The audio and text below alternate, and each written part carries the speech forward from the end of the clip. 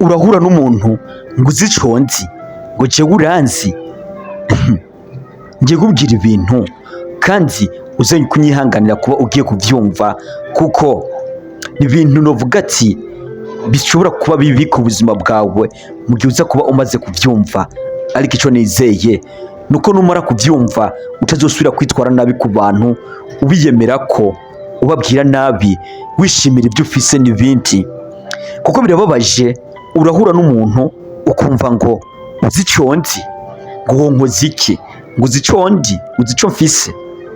Icyo usabwa nshuti yanje ndabira neza ko wakanze subscribe, waba uri wibwirwa ibintu byiye waba uri ubivuga.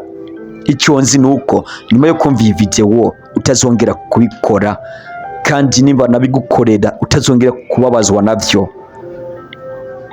Reka musabire rero ko manzo wakanda subscribe hanyuma tubane buri munsi. Burya rero ubuzima egome hari amaronko pe, hari abafise ibintu hari abatabifise.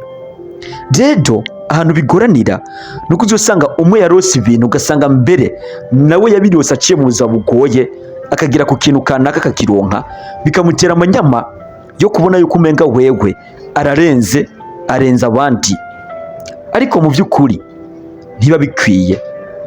Wewe ushobora kuba wararose amafaranga cyangwa kumbure ukavuga ati ndi mwiza, nsa neza, ndi bogare, ndi umukobwa mwiza, mfise ibintu bikundwa na bose n'abahungu, eka ndakunzwe pe.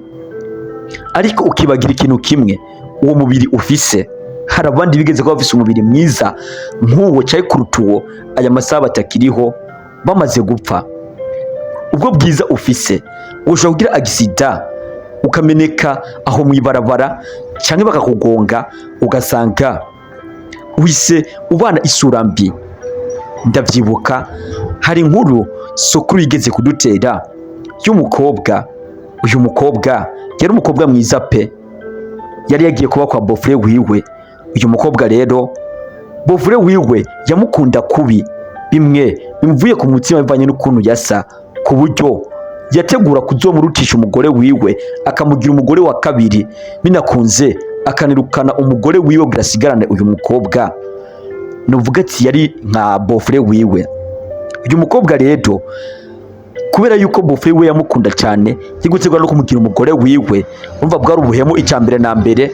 Yitwaje ubwo bwiza baramuhanuye mu muryango aranka, yitwaza ngo nanje sije natumye ankunda ahubwo yankunze twabyisanzemwo. Uyu mukobwa rero murukuru we yaramusavye ikigongo amubwira ati umuva hano, urazi ko tuvukana, ntusambuze urugo. Ariko uyu mukobwa yanka kuvyumva kuko yaragakobwa kibona.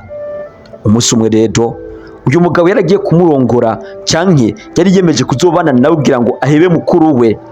Baje gusohokana, basohokanye hanyuma bagira accident bagize yatumye uyu mukobwa asa nabi mu maso, agira ibikovu byinshi nk'umuntu yahiye. Hanyuma wa mugabo nawe arapfa.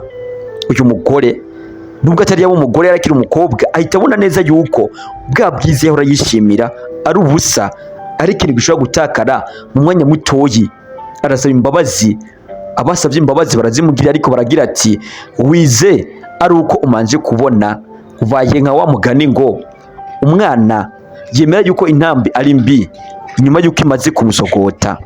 Uyu nawe rero uyu mukobwa yahise abibona aricuza cyane. Nawe rero nshuti yanje ushobora kuba umeze nk'uyu ukishimira ubwiza, ariko reka nkubwire yuko ubwiza ari ikintu gito bwira mu mwanya muto, hanyuma abishimira amafaranga nabo amafaranga arimuka. Uno munsi ushobora kuba yafise ejo akaja ku bandi, none ubundi bwobwo wibaza ko amahera uronka abavuye hehe? Nuko baba bakoze ayandi hoyaye abavuye ku wundi. Ayo mafaranga rero si gwawe, ahubwo muri uyu mwanya ari wawe. Ntukavuge ngo mfise amafaranga ngo nayanje, ahubwo uzovuga ati hari amahera ari wanje, kuko ejo hari amahirwe menshi ko azoba ari ku bandi. Uyu mugore wawe waramukoye, ego waramukoye, ariko ntiwamuguze, kuko umunsi wopfa yorogorwa n'abandi kandi mwogana na divorce akaja ku bandi. Rero ntukishime ngo ufise umugore mwiza. Ivyo vyovyo birumvikana. Abana sabawe, ahubwo egome wagize uruhara kuba barabayeho, ariko ntibitwa bawe kuko umunsi wopfa usanga hari abandi bita papa. Ndavuga abandi bo barera canke abandi boza mu ruhande rwawe, kuko nubwo umuntu aba ari imfuvyi ntabura abandi abona nka papa wiwe, cyane cyane mu byo wamufasha. Iyo nzu nayo ubamwo ushobora utaba mu nzu y'inkotano, utaba mu nzu wakose ariyo wubatse, ariko n'ubundi nubwo yoba ariyo wubatse cyangwa ariyo waguze ntibigira iyawe, ahubwo ni inzu wariye amafaranga uzobamwo kugeza umunsi uzopfa, kuko umunsi wapfuye izobamwo abandi kandi banakwibagire vuba.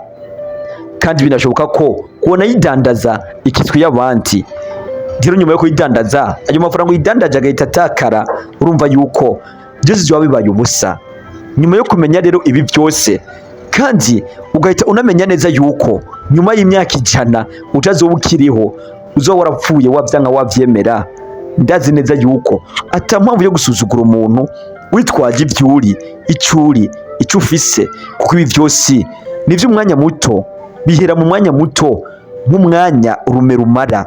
Ndazi neza yuko rero nyuma yo kumenya ibi ngibi, nizeye yuko ugiye guhagarika imyitwarire mibi ku bantu. Bana neza n'abantu, gira ubuntu, kuko nibo bazogufasha igihe utazoba ugishoboye kwifasha. Cyagihe uzoba watakaje byose nibo bazokuba hafi, cyagihe uzoba utagira na kimwe nibo bazokuba hafi. Niyo mpamvu rero nta mpamvu nimwe ufise yo kwitwara nk'umuntu yageze ku nshinzi ya byose. Ndabakunda cyane rero, banyita L6 Sinze. Reka nibaze ko iki kiganiro kigiriye akamaro, reka duhurire muri video zindi zikurikira, kuko iyi channel isanzwe iriko video nyinshi zitandukanye, kandi zose ziba zateguwe ku bwawe, ku bwanje, ku bwabo, nkuko twabyiyemeje. Ndabakunda cyane rero, reka tubandanye duhura mu zindi video zitandukanye, kandi iyi channel isanzwe iriko video nyinshi, ntugende urabyigusa, ushobora n'izindi. Ndabakunda cyane, ciao ciao.